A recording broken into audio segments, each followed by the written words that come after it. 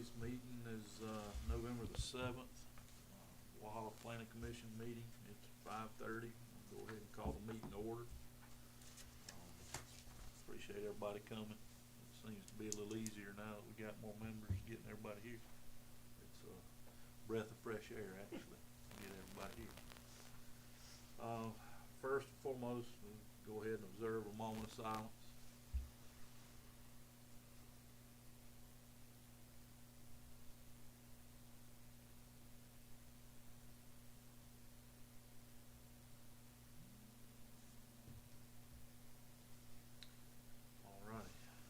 Next, we'll do the Pledge of Allegiance.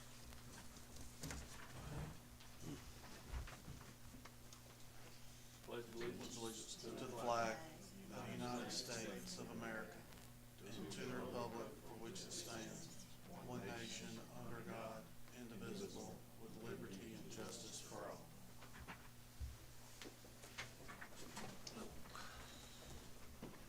All righty, moving right along here.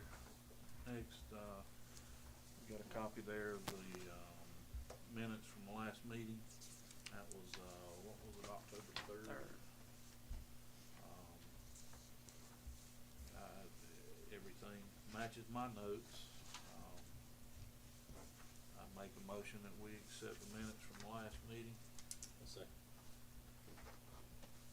All in favor? Aye.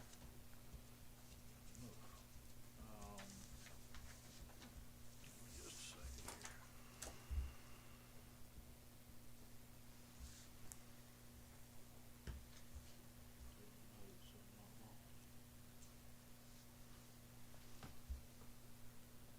All right. Staff report, Mr. Burton, that'll be you. Thank you, Mr. Chair. Just a couple of things. We've been pretty busy. Just bring y'all up to speed. We're dealing with about 12 zoning applications or more a month. There will be some special exceptions and some variances coming up. BZA will handle some of them, and some of them y'all review. So we're probably looking towards December, maybe January, of having those. I just wanted to remind you, just make you aware of that. And also November the 21st. Celia Myers, she's our community development manager. She'll be starting. She'll be located here in City Hall. We're doing some remodeling work with the offices to make room for those new folks as they come on board. So she'll be here. That way our intent is to get everything be a one-stop shop at City Hall.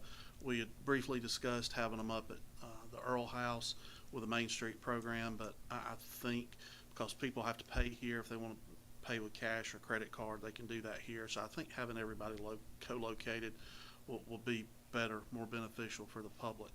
They can just stop at one place and get all the information they need and then pay if they need to. And we look forward to having her on board. I think she'll be able to take this and run with it. She's 20 years of experience in planning. She's a certified planner, got a wealth of zoning experience. So I'm really looking forward to our zoning and planning program taking off. I know there's been a lot of amendments made to the zoning ordinance. I'd like to get all those consolidated into that document so y'all and the public and us aren't fumbling around with a document and a bunch of amendments. So there'll be a lot of work goes on first of next year. Probably put all that to y'all, have you review it just to make sure things are still pertinent, or if there's some stuff that y'all would like to see changed and you're talking with the public. So just keep that in the back of your mind that there'll be some work coming up the first of the year. Looks like it's going to be a pretty busy year. So that's all I have. All right.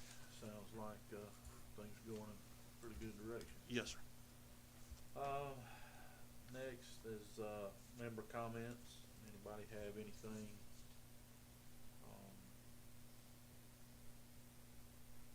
to add on anything from public or anything?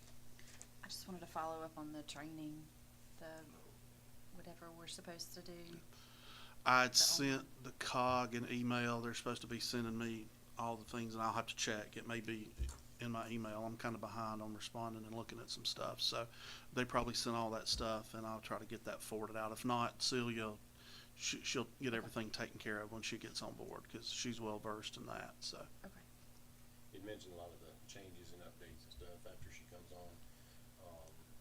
Is there historically, or could there be a possibility of a work day, Yes. like a retreat? Yeah. Something like that, or instead of, hours here and there or Yeah. whatever. Yeah, and that's definitely, I think that'd be a good idea.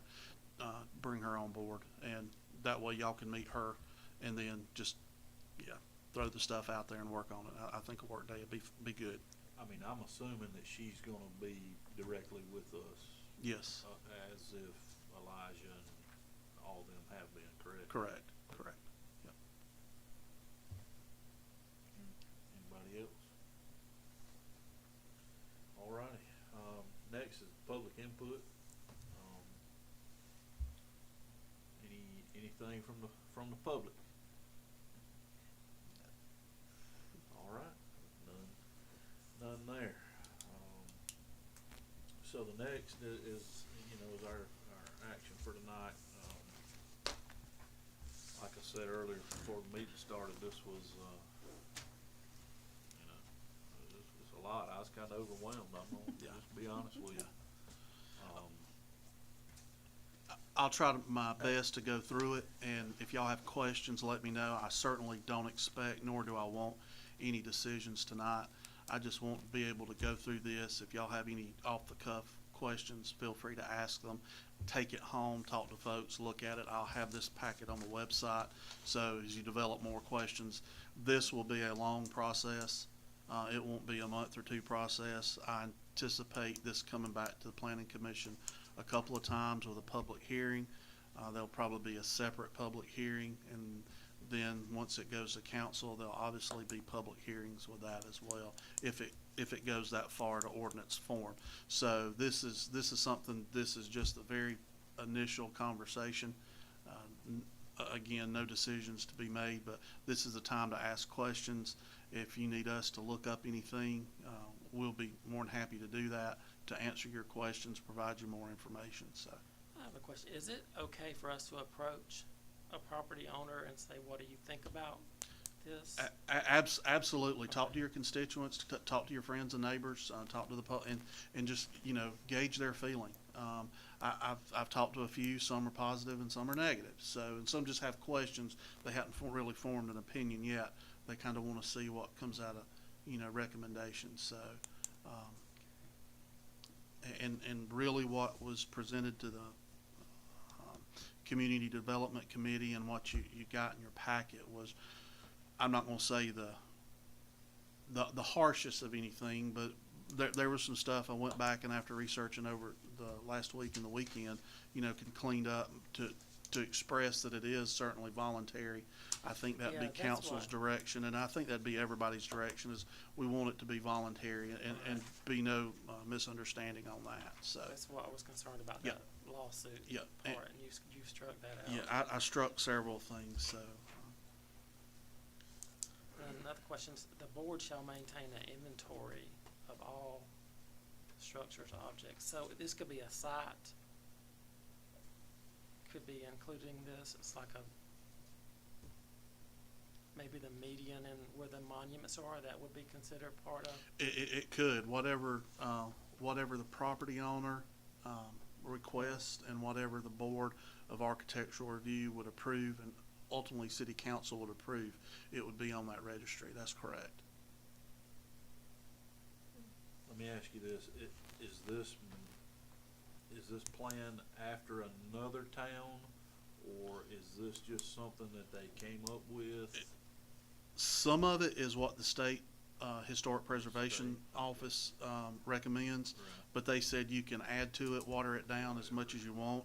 It's sort of an amalgamation of different things that I've looked at other municipalities to find out how they've done it.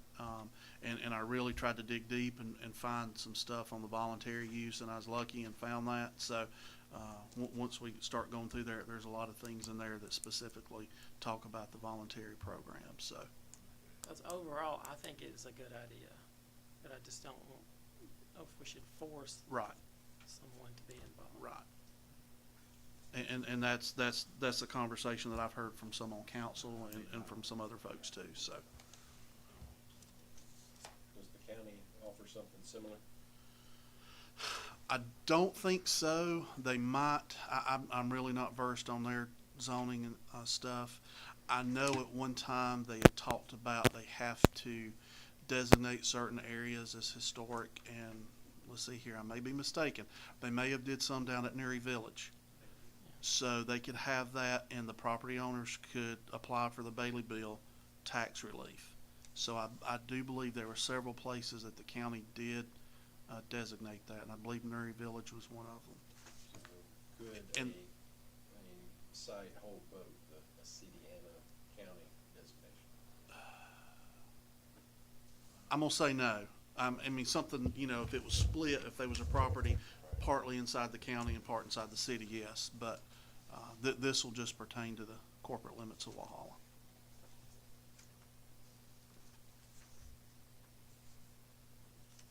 Another question on coming up with the actual map, how was that gonna be developed?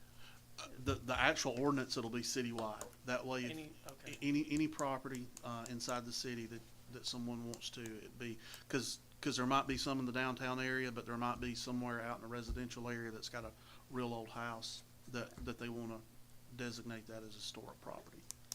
And I thought I read something in here about churches, maybe, some of the older churches will be Yep. included in that. Yes. Yep.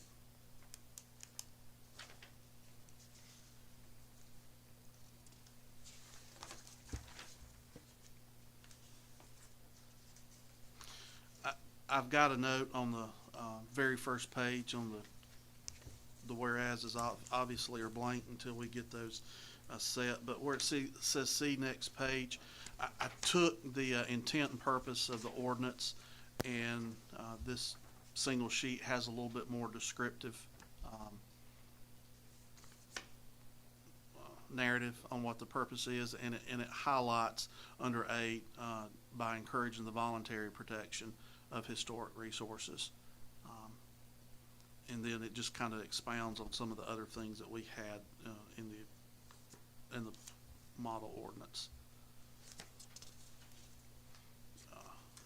Under section 3, under the definitions, I thought the definitions were they were kind of lacking, so I did add another page of definitions that kind of cleans up some language, kind of probably answers some questions.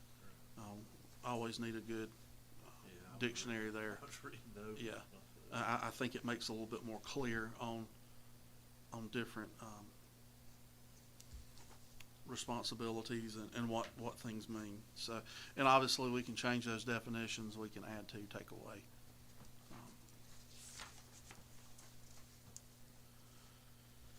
Flipping on over, Celia was, we were fortunate enough, she looked at this, and in yellow highlight, she just added some comments, some things that we might want to think about as far as having, the educational requirements for board architectural review be much like the planning commission, where you would have those educational requirements to get started.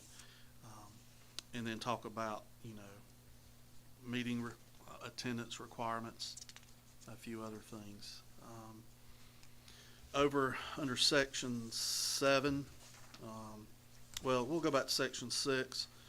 The board shall maintain local inventory of pretty much building structures, objects, and sites more than 50 years old. So that's something that Main Street was working on. Really, in the downtown area, was getting a building inventory, and that's something that with this we'll be able to add to that. And the other ordinance that y'all moved to council, the vacant building, that's just another database that we can all compile this in and help us. So under 7.1 criteria for historic designation, I wrote in red there, and I recommend that we add that language as the board shall review local inventory and make recommendations for historic designations to city council based on the following criteria. I think above all, it should be the owner voluntarily agrees, and then after that, it may be designated historic if it meets some of those other conditions. So I think it's sort of I would recommend an all or nothing thing. If they agree, voluntarily agree, then the process continue. If they show no interest, then they show no interest, and it just stops there. So 7.2, recommend striking that altogether about owner notification. This was just the model ordinance that the state put together, and it's pretty restrictive about the city can designate certain properties, and you'd have to give them notification, but if it's a voluntary program, that won't matter. I made a note for section 7 to see page 3. This is a 2-page thing. It really just reiterates our purpose and intent, and then goes into a little bit more specific language on the designation procedures. The property owner completes an application to the board for review, and that sort of says that they're interested. I'm not going to say it's an agreement yet, but they're interested in pursuing this. Again, it'd be voluntary, and they could probably, we could put language in there that if they do go through the process and something to them just doesn't feel right, that they can withdraw their application, and that'll be good. So, under C, again, just gives a little bit more description. They can apply to it. Any property or whatever structure, site, or object or district shall be considered for designation by the board of architectural review. And it says here, if it meets the criteria 1, the property owner voluntarily agrees to the placement, and it also meets one or more of the other criteria. It's already listed. It identifies with person, events, or some sort of significant cultural, local, national, state history. You can read through those. There's about 11 of those. Do you know how this has been determined in the past? We've never had anything. Never had it. Yeah, we've Because never.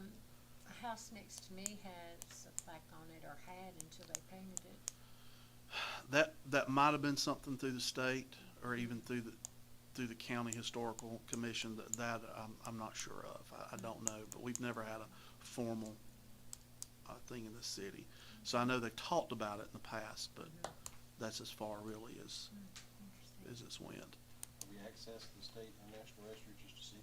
We could, yes, sir. Yeah, we I could find imagine out. it's Yeah. Public knowledge. Yeah.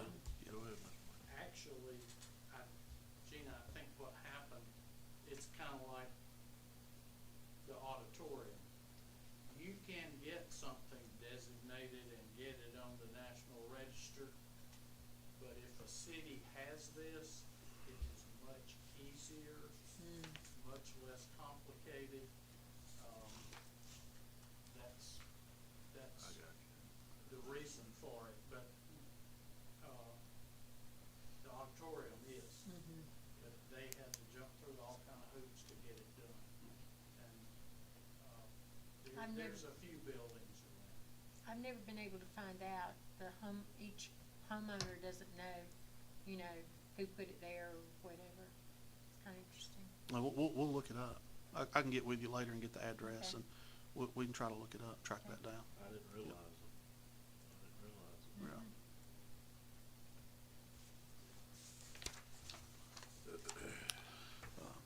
Flipping on over, would like to strike section 7.4, talks about opposition. If it's voluntary, there shouldn't be any opposition from that property owner, so that would be stricken.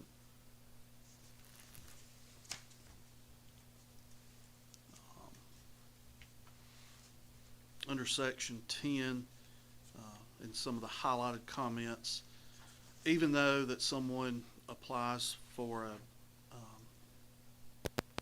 and here's called the certificate of appropriateness, or they submit to the board of architectural review a petition to be considered historic property, the city probably still needs to advise the surrounding property owners that they're doing this just as a courtesy. It won't affect them, but still, I think it'd be appropriate that their neighbors are notified.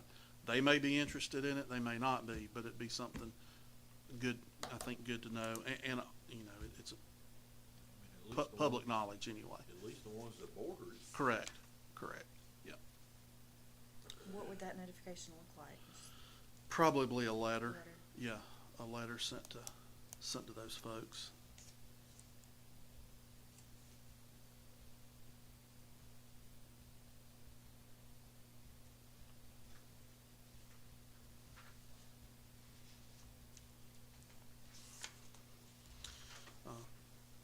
10.6, suppose someone, the Architectural Review Board denies someone, they could reapply after a certain amount of time. It'd be up to y'all to determine that time and whether, if they have, substantial change to the property, they remove a facade that's not historical, or they do something, make some improvements or something. So that'd be up to y'all to, I don't think we should make them wait a year. and that's, yeah, that's purely up to the board. That's a pretty long time, or the commission. It's a pretty long time. Yeah.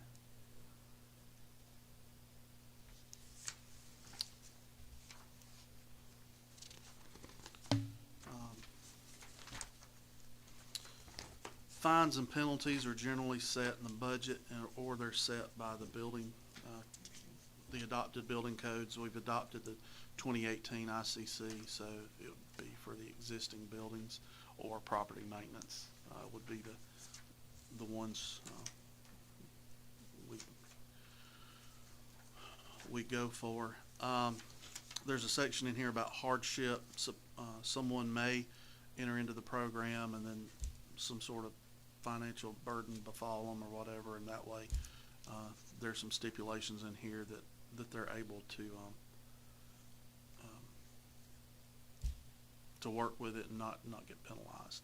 So wanted to make sure folks do know that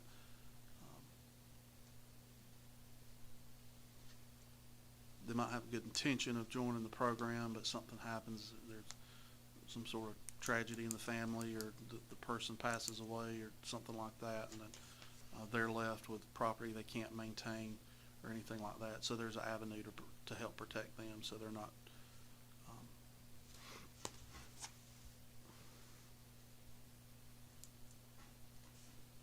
stuck with compliance or some sort of fine or penalty. There's a few things in here about cleaning up language, probably whether either the Planning Commission or the Board of Architectural Review shall use a standard and guidelines, and I think most where it's highlighted as commission probably should be the Board of Architectural Review. I think so too. Yeah.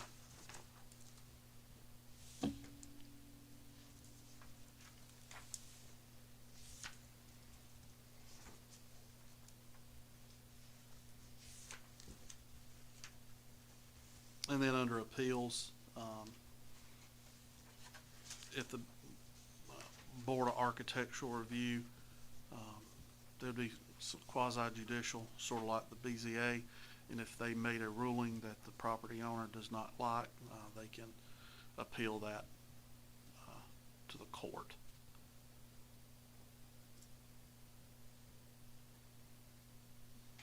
And if city staff, and the highlight, city staff makes a ruling or makes a judgment call on a property and that conflicts with the property owner's desires, they can appeal that to the Board of Architectural Review. So there is a way to appeal that.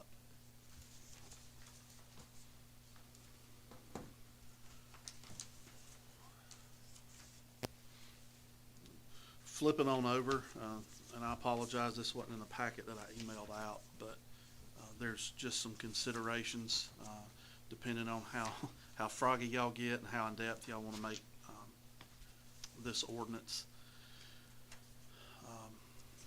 The first thing just talks about some incentives.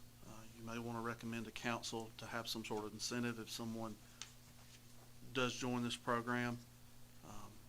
There would be some sort of incentive through the city to do that, whether it be parking reduction or some sort of there's some other things in here about, a lot of it does talk about parking. Some of it talks about building permit and planning fees being refunded if everything goes through. There's an adjustment for building code deviations. I know the building official does have that leeway depending on certain stuff in the international existing building code. There's some language in here about single family density bonuses. Certain properties in R15 and R25 may be eligible for a bonus for a second residential unit. But that falls back, we'll have to dig into our zoning document for R15 and R25 and make sure it meets those setbacks and everything there. So we certainly don't want to make this conflicting with our zoning ordinance. So those are some things that we'll have to research a little bit more.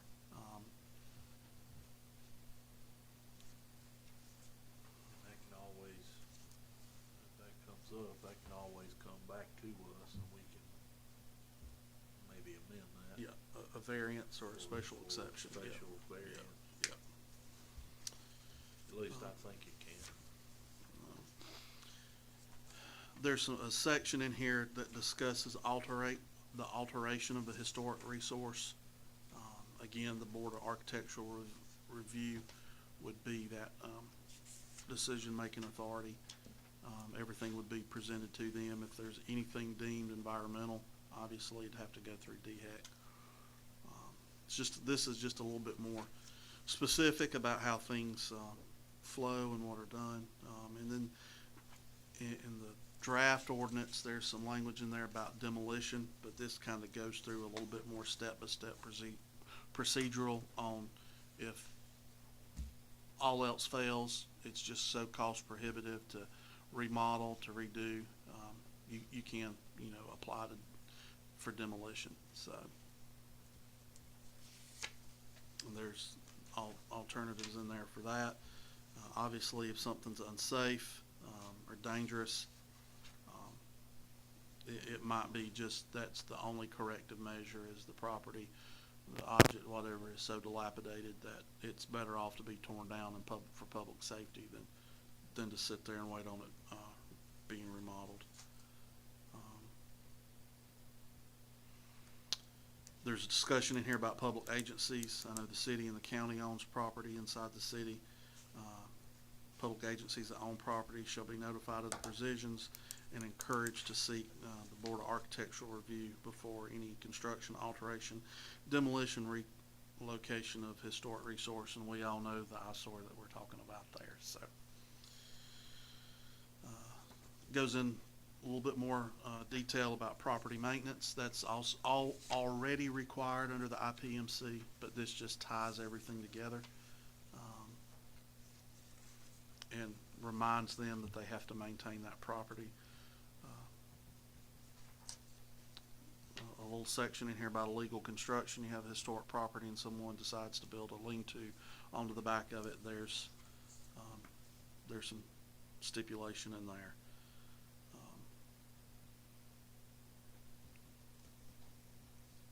There's some things in sections 2 through 9. They're not have-tos, but there are a couple of things that I think bear a little bit of scrutiny on. Section 2 just reiterates the fact that, the first part of Section 2 talks about lighting. Someone wants to put lights on the edge or the exterior of it, they would need to seek Board of Architectural Review approval for that. So you're not putting string lights up around a historic property. Again, it reiterates the fact that destruction or alteration to historic resources should be avoided whenever possible. New second residential units shall not be attached to any historic structure unless provided by state law. Residential units, excluding timeshares, shall be subject to the following. Shall be at least 2,000 square feet lot area for each dwelling unit. But it also, if something's historically significant, that's reduced down to a density of 1 unit per 1,000 square foot, and the structure is preserved. There's a good bit of language in here about bed and breakfast, and I will apologize I didn't get a chance to fully read this and understand all the ins and outs of it, but we'll still look into that further. I don't know that we have a big issue with that here, but I know there is one, so they might be interested in this as well. So I know with it talking about parking, if they have a parking issue, some certain parking requirements can be waived since it is a historic structure. again, some more definitions. There's a section in here about murals. If someone has a historic, let's say they have an historic gas station, just making things up, and they want to paint a mural on the side of it, that mural would have to go before the Board of Architectural Review to make a recommendation. It says prior to review of the Arts Commission, but that would be the Planning Commission, because those do have to go through and be permitted. And then Section 9, the final section, talks about lighting. Just make sure that you put exterior lighting up with consistent of the historical nature of the building, that you're not going down just to buy one from Lowe's to stick on the side. You know, you are maintaining the historical I characteristics. have a question. So if this becomes an ordinance in place, and say someone's house that is this, at the moment this gets created, that they can't be retro back, to go back and change something? No. If they have, No. like you said, lighting, some Correct. kind of light on the house that was bought at Lowe's. Correct. So we're not going backward, we're No. going forward from this Yeah, point. yeah, we'd be going forward. Now, there might be some things they have to do for that historical to get the National Historical Register. If they want to go that far, they may have to change some things on that. But as far as the city historical designation, no. Yeah, we wouldn't go back and make folks tear stuff apart and redo, Right. things like that.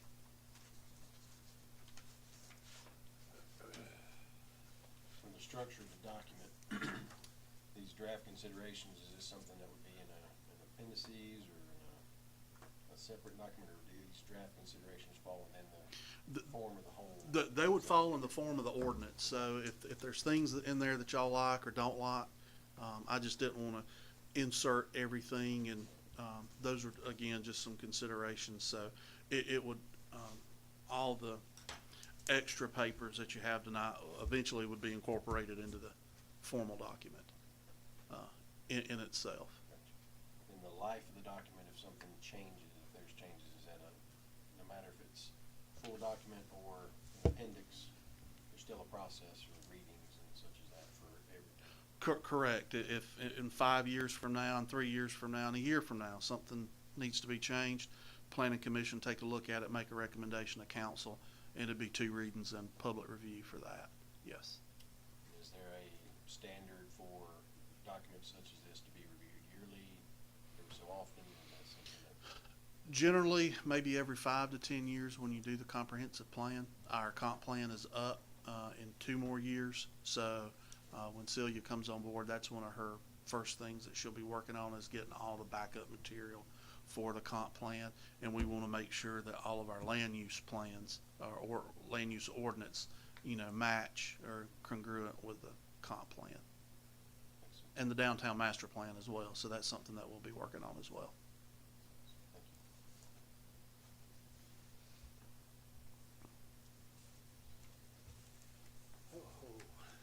What's our goal for tonight with this? Like, I feel like I need time to do a little research. You do. I wanted just to go through and make all of y'all aware. I certainly don't want to waste your time, but I didn't expect a vote or anything, and really don't want to vote. But I just wanted, if going through this, if y'all had any questions or comments, as you looked over it, but we could just sit here and talk about it. Okay. And then if y'all have any more questions, please feel free to send those to me. We'll get those answered. And probably, I don't know what everybody's holiday schedule is. If we need to pick this up in December or again in January, we can again sit down formally and discuss these kinds of things. And y'all might have different feedback you've heard for that time. But the goal tonight was just to share this so we could all, as a group, look, y'all could ask questions, go through this thing, and just start the wheels turning. Okay. Yeah. Perfect. Because I know it's a pretty healthy document. There's a lot to go through, and it's more than you can digest, more than I could digest over the weekend. So we've worked on this for a while now. So, and finally got it twisted somewhat into ordinance form. But there's still some work that needs to be done, and we'd certainly want the Planning Commission's input on everything. I'll be honest with you, I'm so overwhelmed with it. currently, that, it's gonna take me a while. Yeah, You know, and, yeah, it's, I mean, I think it needs to happen in some fashion. Right. Right, but, I think we're all in agreement on that. yeah, I mean, I think everybody probably is. just getting to where what y'all are comfortable with, what the public's comfortable with, is gonna take some time. That's what's gonna Um, take time. Cause I know part of the tenant, you know, the council is, does support the Main Street program. Some of that, part of the Main Street program is historical preservation. So this helps fit in with that, with some of the things that council's outlined as, their priorities. But how that looks like, it obviously will be up to y'all and council. I'm sure you've looked at this to your cross-eyed, but is there anything glaring to you, that shines greater than some of the other language in there? At the moment, no. I think what the additional papers that I put in there, there was stuff I felt like was missing and stuff that I felt like was overreach in the draft ordinance, and that's why it got marked through.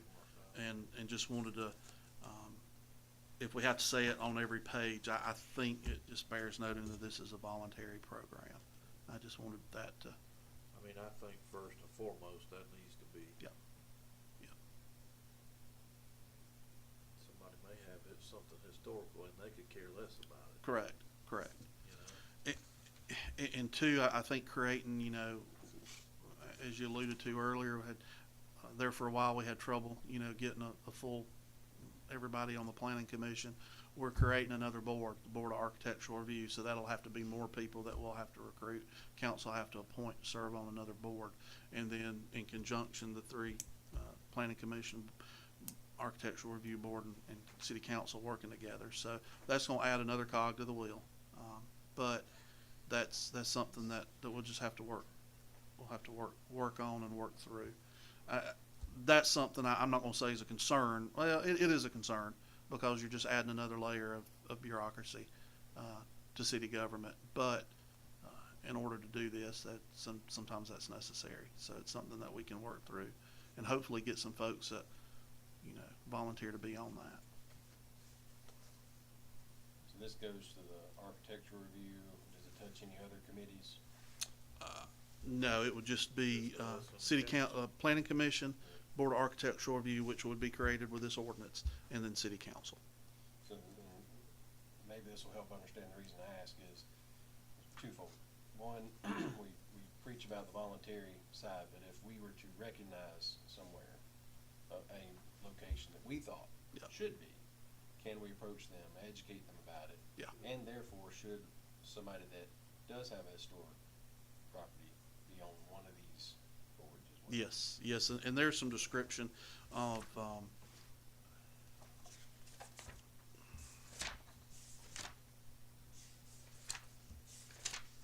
on the makeup of the board.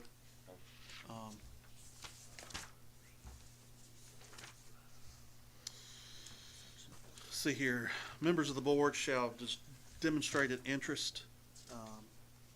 One member should be qualified as a historian, knowledgeable in local history, and one is an architect, or someone knowledgeable in building design and construction. Other designated members can be lawyers, real estate agents, engineers, or representative of a historical society. So that's kind of layout of the Board of Architectural Review.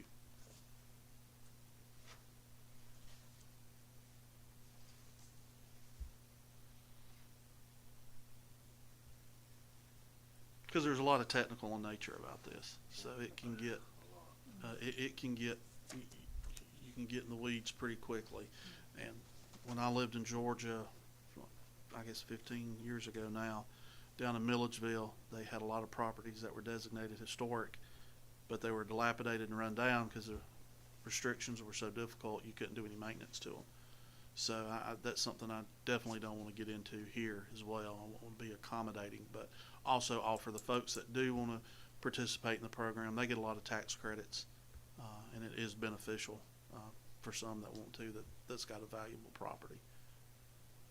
What about reaching out? Like, I know Seneca has this, historic, reaching out to those and seeing how they run their. I've reached out to several, and, you know, some in South Carolina, some in Georgia, and just different places, and still just getting comments back from them, so. So I have a friend who lives, and he remodeled in his house, and he lives in the historic, and it went smoothly. He didn't Yeah. have no major issues. So. And that's the idea, is for it to go smoothly. We're not so restrictive. I mean, from when I worked down there, it could be different now, cause that was a good while ago. But it was more or less a historical district, just several streets, several, you know. And there was times that it was a pain in the hiney for us as law enforcement officers, cause it needed special things done there. Yeah. I don't think this is gonna be the same as Seneca, because this could be whole citywide. And I think more or less they have determined one area as historical. But either way, you don't want those headaches of, you want to remodel your house. Yeah. And I don't think that's our goal No, anyway. no. You know. Not at all. And two, I mean, you know, it is proposed to be citywide, but y'all might only want to do it to the downtown overlay. That's purely up to the commission's recommendation. So, on how broad you want this to be.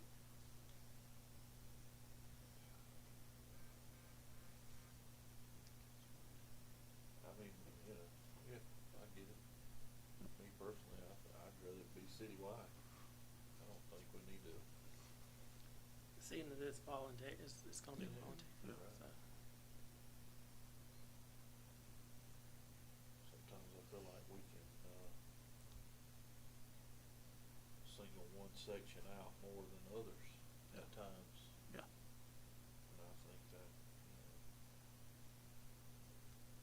So, anyway. Would apply to annexed areas as well. Correct.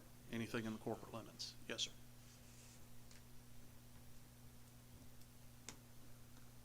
Alrighty. Well, I think definitely we're gonna have to dig into this. Yep. I think maybe, since the holidays are coming up, maybe we can revisit this in January.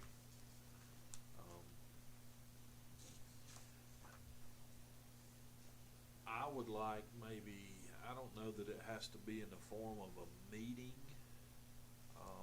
I don't know. You may know, may or may know. I would like for us to sit down with council and talk about all this.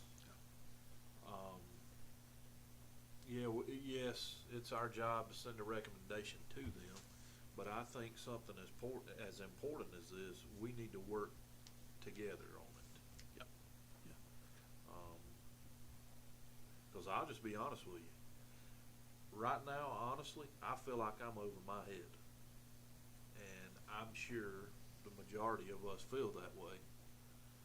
But if we sat down and worked together, Right. I think we all could, Yep. you know what I'm saying? And that would give us a time, and I appreciate that comment.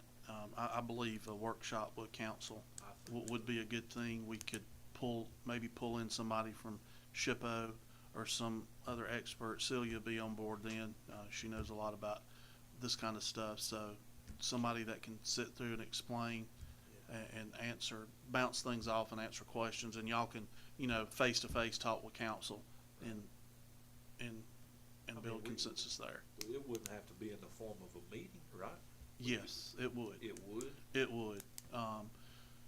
You could set the agenda. It would be like a budget workshop. You just come in. It obviously it'd be a formal meeting, be a public meeting, but the two bodies would converse with each other, and it'd just be a workshop. There probably wouldn't be any votes. There wouldn't be any public comment. It'd just be a workshop. Right. Yep. Fair So, enough. yeah. I mean, either way, I don't And care. that's easy How to it is. easy to Yeah, set up. totally, So. totally.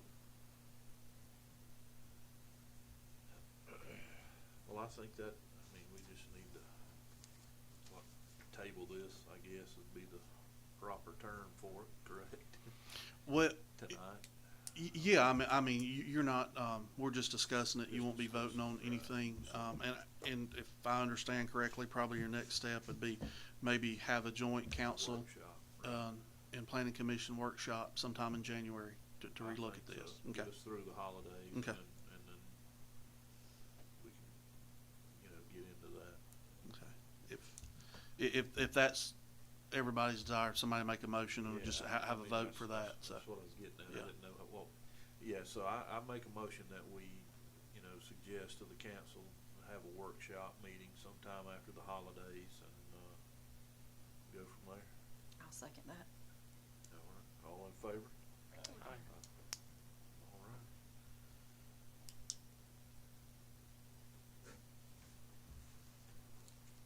All right, so next is, adjournment.